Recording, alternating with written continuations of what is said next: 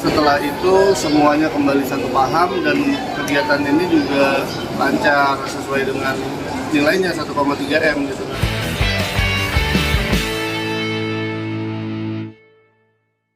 Oke, kamera roll. Oke. Silakan. Ada yang mau ditanya dulu atau bagaimana? Oke, Abang mungkin bisa dijelasin Bang kemarin Bang kegiatannya di sana Bang. Kegiatan kemarin kita tuh kemarin pergi ke 5 titik lah ya. Di kaki Gunung Lewotobi ada beberapa desa pengungsi. Terus total tuh ada beberapa ribu kepala keluarga. Detailnya nanti sama Gary. Terus ada sekitar 8.000 10.000 jiwa lah yang kita berikan donasi, total 20 truk yang kita bawa berupa barang semuanya.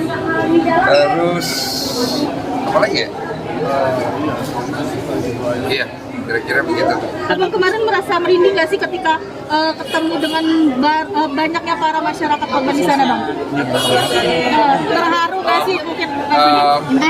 Nangis sih, maksudnya kita tuh ada satu momen, ada saya post di TikTok, kita doa sama-sama, itu sih mengharukan banget dan saya nggak nyangka ternyata banyak yang nangis saat berdoa itu waktu saya pin ya closingnya ya, dan kita nggak nyangka begitu besar apa ya rasa yang mereka ingin sampaikan ke kita, dan apalagi pada saat momen sakral kayak doa gitu kan berasa banget ngalir gitu loh, satu sama lain saling berpegang, terus saya dipegang gitu, terus kita doa bareng. Jadi tujuan kita datang ke sana ini bukan hanya sekedar menyelesaikan satu masalah, tapi akhirnya kita datang ke sana melihat ada masalah di sana yang belum terselesaikan.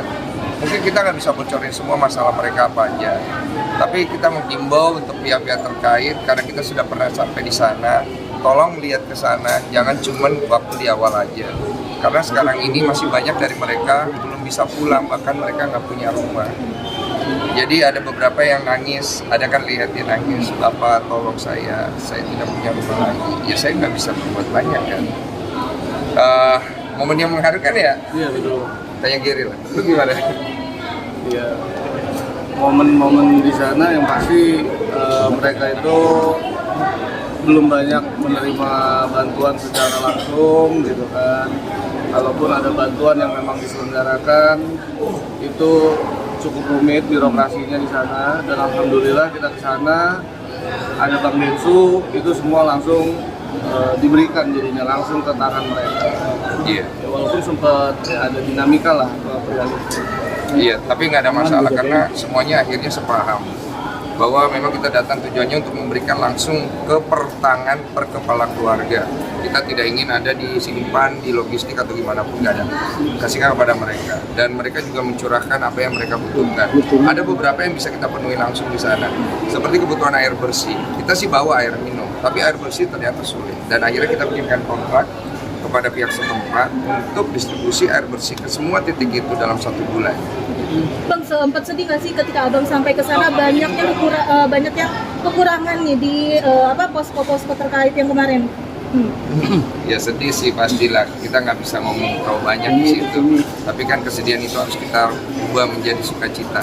Makanya kalian bisa lihat sendiri respon dari mereka seperti apa, kalian bisa nilai sendiri lah dari video-video yang terupload dari banyak pihak gitu.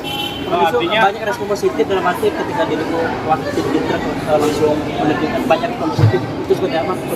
Jadi gini, Gary mungkin bisa cerita deh, pokoknya intinya tuh agak mustahil untuk membawa logistik barang sebanyak itu dalam waktu 3 hari. Kita tuh cuma punya 2 malam 3 hari. Dan kita nanya sama orang setempat, termasuk sekolah relawan yang membantu kita dan beberapa yayasan lain di sana. Ini mission impossible bang. Jadi kan gimana mission impossible ini jadi possible? Makanya saya turun langsung, Gary turun langsung. Kita berjibaku langsung sampai jam 12 malam, kita nggak berhenti loading barang, ngopi segala macam. Karena kita nggak punya banyak waktu lagi gitu. Ya, memang jadi ini kita juga nggak menduga ya barang-barang senilai 1,7 M ya Bang ya. Jadi 1,3 M dari yayasan, 400 dari Abang. Alhamdulillah semua dibelikan barang. Ketika barang itu datang, yang perkiraan kita cuma 5 truk, ternyata kita sampai butuh 20 truk. Dan itu cukup kesulitan juga, kita di kota orang, kita butuh banyak vendor dan lain-lain. tapi ya alhamdulillah semua itu bisa lancar, maksimal, bahkan itu tadi kita kerja cuma 2 hari 3 malam plus penyalurannya gitu kan, dan semuanya terdistribusi dengan baik, lancar, nggak ada chaos gitu kan. Ya.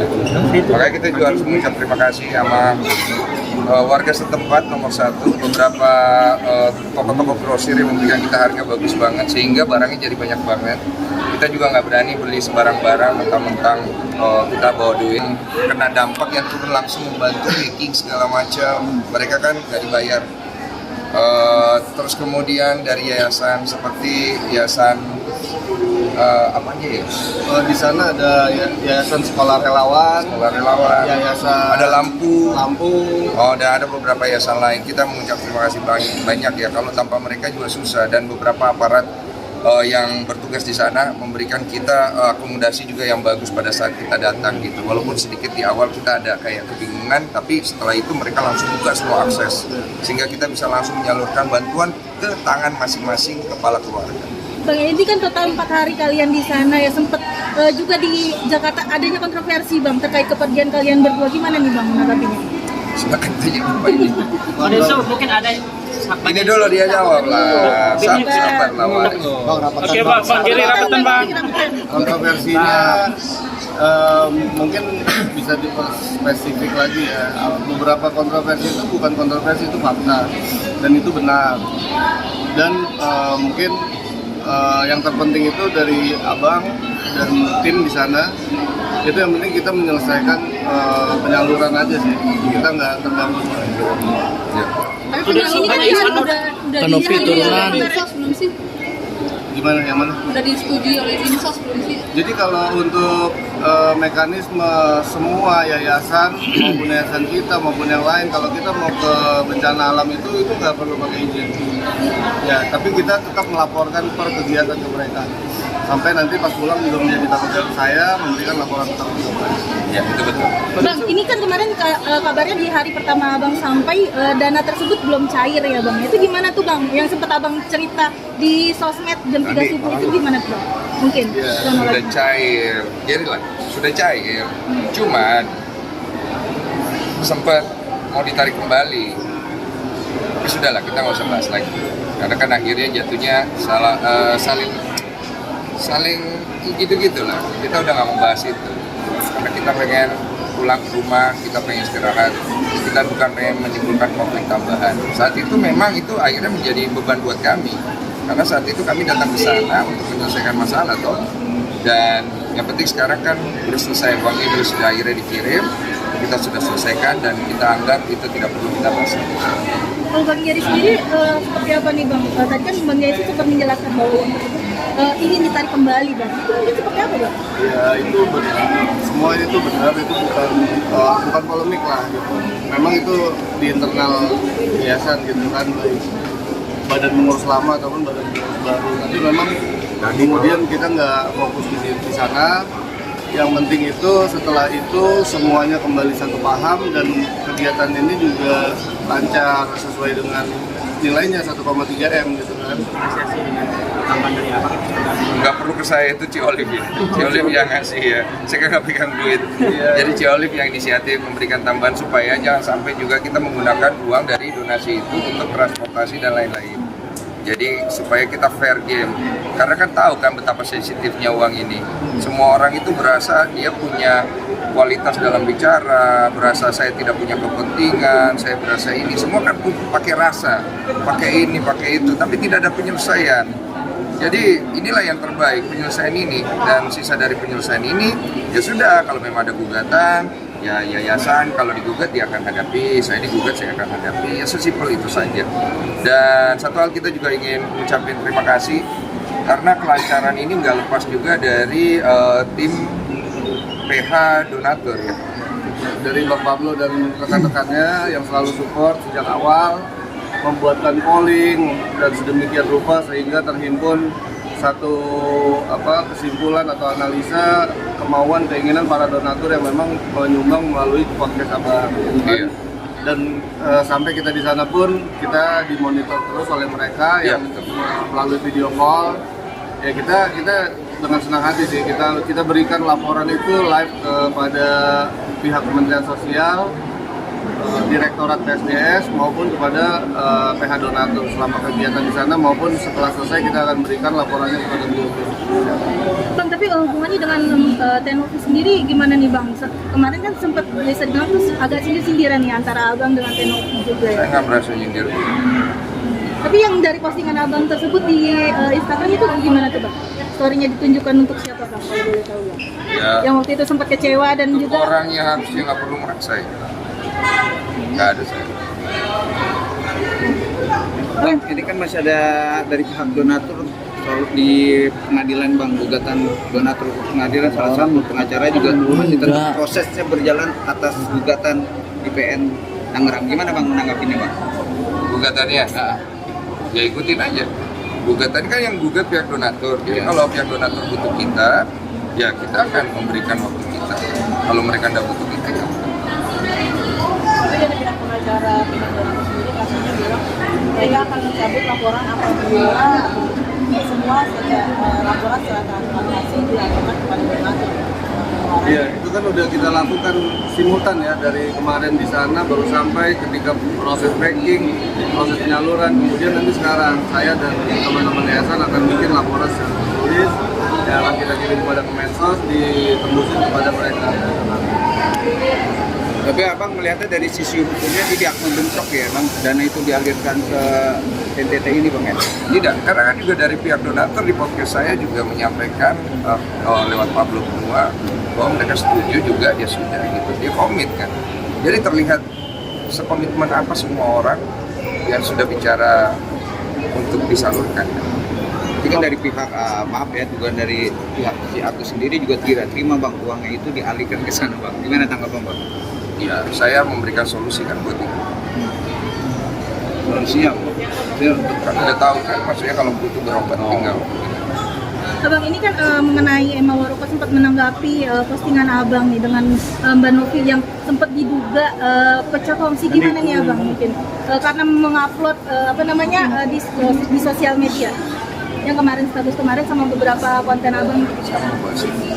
Enggak tahu. Bang, sedikit Bang ucapan untuk Kapinti Bang yang sudah meninggal Bang. Kemarin pas berangkat juga Bang. Iya. Oh, saya udah kirimin karangan bunga. Saya juga mengucap bela sungkawa sebesar-besarnya pada keluarganya, terutama anak dan istri yang saya tahu sering muncul juga di sosial media. Ya, dimanapun ada keluarga yang kehilangan, ada keluarga yang terluka.